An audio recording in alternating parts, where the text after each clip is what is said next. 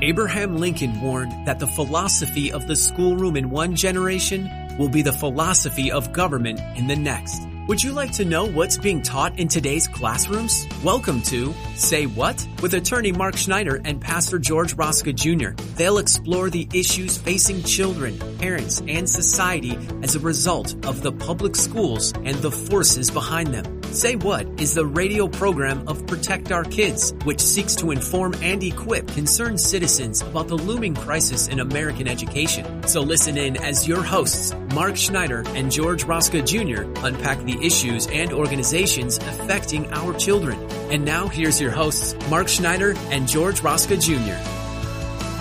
Hello everyone, I'm George Roska. And I'm Mark Schneider. And we want to welcome you to today's episode 149 of Say What, where we talk about the threats to our children in the public school system, including the federal government's intrusion into the parent-child relationship. That's right, George. The Biden administration, as we pointed out last week, actually the last several weeks, has launched an all-out assault on parental rights over the last few years. But as we teed up last week in part one of this topic, we have some good news to share with you about a vital piece of legislation that was recently introduced in Congress known as the Family Rights and Responsibilities Act, which would hopefully course correct a lot of the wrongs done against America's parents. Well, Mark, last week we walked through the actual bill, the Family Rights and Responsibilities Act. We read, quotes and verbatim from the different sections of the law. We were pleasantly surprised by how much Supreme Court case there has been on this topic over the last 100 years. All unanimously in support of parental rights. And so this week we want to continue talking about this particular federal law that has been introduced in Congress during this session. But we want to take a slightly different approach. I think it'd be very helpful for us to go through some of the frequently asked questions that we've gotten at the Promise to America's Parents Coalition. I mentioned this as well in our last episode. What is this coalition, the Promise to America's Parents? It's a coalition of like-minded grassroots and policy organizations that work to preserve the fundamental right of parents to direct their children's upbringing, education, and health care through sound laws and policies like this bill. We also want to encourage our listeners to go back to episode 148, but also go way back to episode 74, where we talk about the Promise to America's Parents and the work that this coalition is doing about, bringing in change to our government and their, attitude and actions towards parents. And so what the attempt of this coalition is to do three things. Number one, bring accountability, bring choice, and bring transparency in how the government's attitudes and actions towards parents are. So please go and find this organization, this coalition on Google. Just Google the Promise to America's Parents. You'll actually be able to find it very quickly. So a quick summary of the act. The Families' Rights and Responsibilities Act restrains the federal government overreach by reaffirming the role of parents to guide the upbringing, education, and health care of their children. It also requires federal courts to safeguard parental rights with the same level of protection afforded to other fundamental rights like free speech and religion. And we want to give another huge shout out and thank you to Senators Scott and Langford and to Representative Fox for stepping up into this gap to protect the parent-child relationship that forms the bedrock of our society, which we refer to as the Western civilization, grounded in Judeo-Christian biblical worldview and values. And one of the things that we wholeheartedly agree is that the government should never intrude on parenting choices just because it disagrees with the parent. So now and always, we agree that it's the parent who knows best what is for their children, not the government. So, Mark, let's walk through these frequently asked questions. And the first one is, what is the purpose of this legislation? Why are we even talking about this? Why is this even needed? Well, fortunately, we can lean on our friends at Alliance Defending Freedom, who were kind enough to put together these FEQs for us, and they provided intelligence answers to a lot of these questions that I think our listeners are going to have. So regarding the purpose, why is it needed? While the Supreme Court and other federal courts have consistently recognized that parents have a right and duty to care for their kids, they have not always treated parental rights as co-equal with other fundamental rights, George, like free speech or the exercise of religion. And as a result of this, some courts treat parental rights as kind of a second-tier right. Well, you have a right to control the upbringing of your children, but it's not the same thing as free speech or even freedom of religion. So as a result, they don't safeguard those rights. And this has happened in both federal and state courts. The Families' Rights and Responsibility Acts remedies this problem by restoring parental rights to a top-tier right for purposes of federal law. This is an important distinction, George. It gives families a fair hearing in court when the federal government enforces any policy against parents in a way that undermines the right and responsibilities to raise, educate, and care for their kids. For the government to prevail, it must satisfy what's called strict scrutiny, which is the highest standard of judicial review that applies when the government tries to infringe on people's fundamental rights, including the right to parent. And Mark, I'm no lawyer, so this was actually new for me. When I read the bill and I read this term, I'm like, what in the world is that? What is strict scrutiny? Well, this is an important concept. Any government action that burdens a fundamental right must withstand strict scrutiny review. This means, George, that for a court to sustain the action in infringing a parental right, for example, the government must show that its action is, these are the operative words, narrowly tailored to serve a compelling government interest, not just any interest, a compelling government interest. This is an exacting standard. A compelling government interest is an interest of the highest order. Only those interests necessary to the government's ability to carry out its essential functions qualify. Narrowly tailored means that the compelling government interest must not be otherwise served. The government cannot overlook other, less burdensome means of achieving its compelling interest. Satisfying both elements of strict scrutiny is very difficult, as it should be when the government tries to interfere with parents' decisions regarding how their child is raised. So the two features of strict scrutiny is, number one, there has to be a compelling government interest. Number two, it has to be narrowly tailored to achieve that interest. So basically up until now, that's not the case. So this law right now will create that requirement. Well, ironically, it has been the case in a lot of the court decisions that the Supreme Court has previously ruled on, going back to 1923. Yeah. The right to raise your kids has always been deemed a fundamental right. And by definition, according to the Supreme Court cases, strict scrutiny is always required to impinge upon a fundamental right. But a lot of federal agencies have not seen it that way. A lot of state courts have not seen it that way. School districts have not seen it that way. Yeah. So what this law does, it puts into federal statute language that strict scrutiny is required every time you try to attempt to infringe on the parental right to raise your kids. So, Mark, during our last episode, we went through like A, B, C, D, E, F, G, H, I, subsections of Supreme Court cases that case after case from 1923 to 2000 were basically making the same claim. Parental rights are fundamental.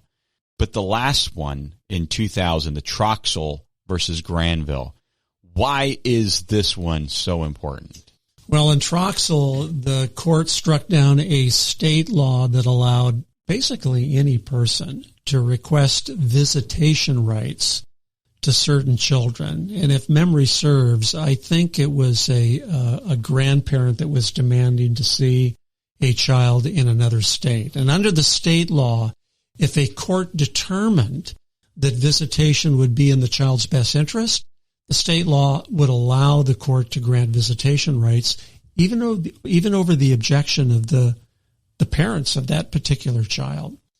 But despite concluding that the law violated a parent's fundamental right, the Troxel court did not apply strict scrutiny to reach this particular result. Rather, the majority splintered into several factions, each treating parental rights differently. Some agreed parental rights are fundamental, but did not articulate a level of scrutiny. Others said parental rights are generally protected, or that they should be protected on a case-by-case basis. In summary, George, the Troxel court failed to provide clear guidance on the level of scrutiny afforded violations of this fundamental right. Now, the Troxel court's treatment of parental rights as fundamental in name only has sort of trickled down to lower court opinions that are grappling with parental rights issues. Federal courts have varied greatly over which species of constitutional review, and there are essentially three, what's called rational basis, intermediate scrutiny, and strict scrutiny to apply to parental rights cases. The Families, Rights, and Responsibilities Act would resolve the confusion that Troxel caused. It provides clarity on the scope of parental rights protected under federal law, and it ensures that federal courts use strict scrutiny, the highest scrutiny, when examining violations of these rights by the federal government. So Mark, is there basically now a possibility where Troxel gave this kind of, wishy-washy understanding of parental rights, and that's a Supreme Court case, and here we come along as, parents supporting this federal bill? Is there a possibility for the left to come in to do like a lawsuit or something where they're going to use Troxel against this act?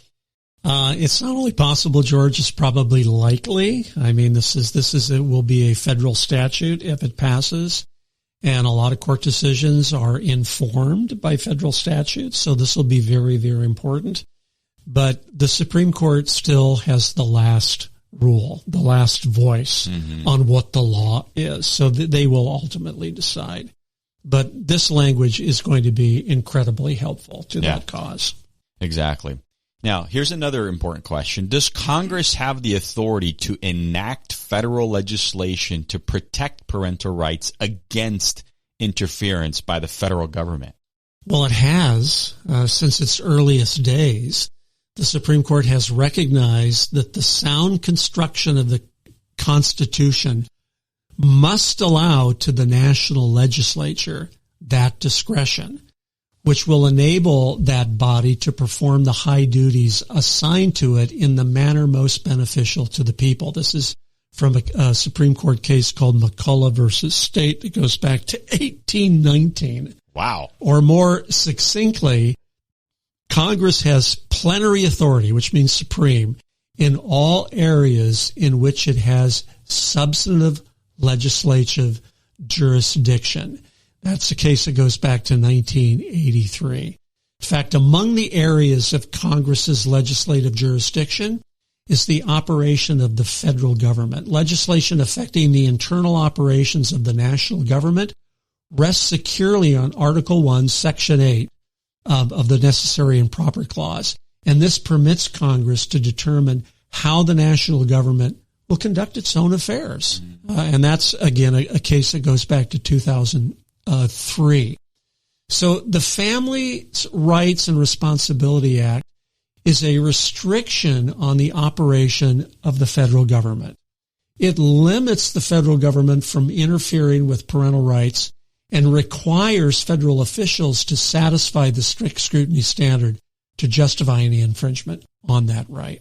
All right, here's another really good question, Mark, and I really like this one because we've heard the phrase enumerated rights as it's used in the Constitution, but here the question is: do parental rights differ from the other enumerated rights that the Supreme Court has recognized as fundamental rights? Well, I'm going to rely on ADF's answer to this question, and this is how they've approached it. They've answered definitively yes.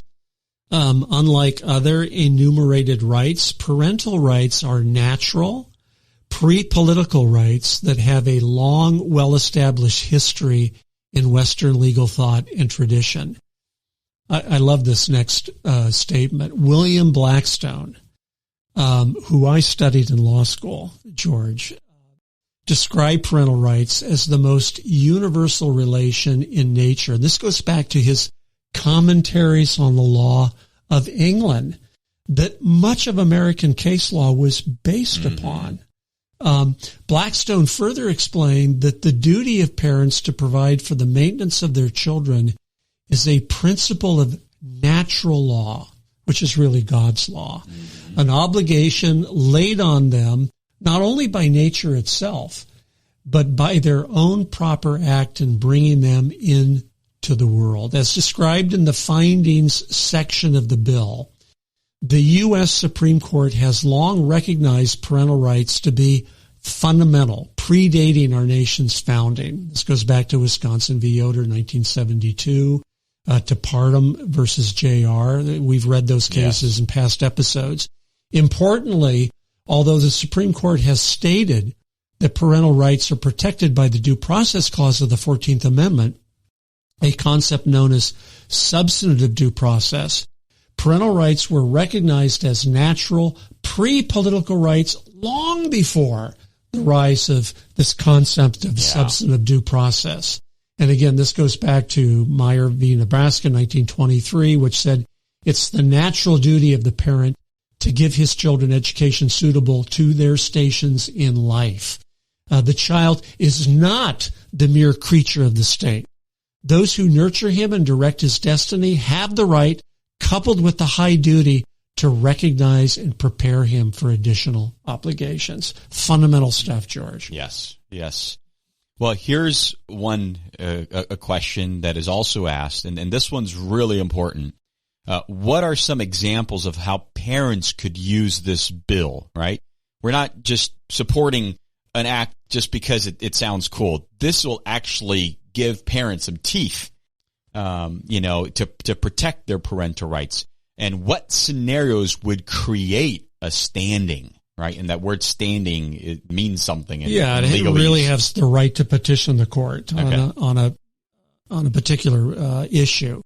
Well, education and healthcare are obviously two areas of federal policies where Family Rights and the Responsibilities Act would provide urgently needed protection for parental rights. For example, if the federal government required schools to take action that infringed parents' rights as a condition of receiving federal education dollars, this law would provide legal recourse to parents so that they could sue. This could happen with the proposed Title IX regulations, which we talked about a couple of weeks ago, George. If schools were required to assist a child with a social or medical gender transition, for example, or to withhold information from parents about the child's social transition, according to these parental secrecy laws that many school boards are passing, or per the Biden administration's interpretation of Title IX, this law would now give parents automatic standing to challenge those requirements. So this is key. Similarly, if the Biden administration required recipients of Medicaid money to withhold medical information from parents or to assist a child with medical transition without parental consent, again, this law would provide the parents with standing to challenge that. So Mark, on that point right there, we did an episode about a law in California that went into effect, I think in 2022, about parents not having no clue if their child went through a gender transition until they received the bill. This federal law now gives those parents in California the teeth they have standing now, right? Or how does that work? They have standing with respect to the federal law. Now, that bill that you're addressing was a state law that passed. So it's debatable, George, if this would have impact on that law. Okay. Now, if it raises constitutional issues, that's a separate issue that parents certainly could raise. Correct. That's where I was going with it. Because this is considered parental rights as a fundamental constitutional right. So, okay, that's really, really good. Another example, George, could involve directives from the federal government that schools include curriculum or lessons regarding critical race theory, gender theory in a way that violates parental rights. And it is violating parental rights. Yes. Especially if it requires minors to disclose information about their religious beliefs, and a lot of these surveys do exactly that. A belief about race or gender in violation of the Protection of Pupil Rights Amendment. So this gives teeth for parents to get standing to challenge those violations as well. Well, here's another question that kind of alludes to what I was trying to get at. Does this bill impact state policies or only federal policies? Why doesn't this bill include state policies too? Well, the Constitution limits Congress's authority to regulate state affairs, and other federal legislation that has crossed that threshold has been struck down as applied to the states. So we have this concept in our Constitution called federalism. So states have been known as experiments of democracy, and they have their own way of doing things that federal law cannot intrude upon if it doesn't have the right to do that. The Families' Rights and Responsibilities Act only applies to actions by the federal government that infringe parental rights. But it also provides a model for states to follow to protect families within their states from government action that harm parental rights. And that's the key here, Mark. In fact, we mentioned even in the last episode, if you are a listener that is, whatever state you're in, if you want to join the Promise to America's Parents Coalition, and if you want to use this federal bill as a model to introduce in your state, more power to you. More power to you. You can do that. We can do that. And I think from, going back to our last episode, how we read through the bill, it's very simple, very well laid out. The case has been made. It's very, limited, in terms of what it's trying to do here. So I would highly encourage, our listeners to take this and run with it. All right, Mark. Well, I think that's probably all the time that we have for today. We have other FAQs that we could go through here, but I just want to encourage you guys to go and just Google the Families' Rights and Responsibilities Act. This FAQ document is included there. Once again, we want to thank our friends at the Alliance Defending Freedom for providing such clear, articulate, responses to these questions. And we encourage you to join the Promise to America's Parents Coalition. We encourage you to go to our website at protectourkidsnow.org. And you can find out more about us there. We have brochures, we have videos, we have these podcasts that are there that you can go back and listen to our previous 148 episodes if you'd like. And we also encourage you to become a partner with us. If the Lord puts it on your heart to donate to our cause and to what Mark and I are leading here at POK, please do so. If you want Mark or myself to come and speak at your parent group or at your church or wherever else, there is a speaker button that you can request for us to come out and speak, and we do that all the time, and we do it gladly. So with that, we will talk to you next time on Say What? You've been listening to Say What, the radio ministry of Protect Our Kids, where they seek to inform and equip concerned citizens about the crisis in American public education and the forces working against our children. Join us at this same time every Saturday as attorney Mark Schneider and Pastor George Rosca Jr. unpack the issues so that we can better safeguard our nation's children. And join Mark and George right here next week at this same time for another episode of Say What.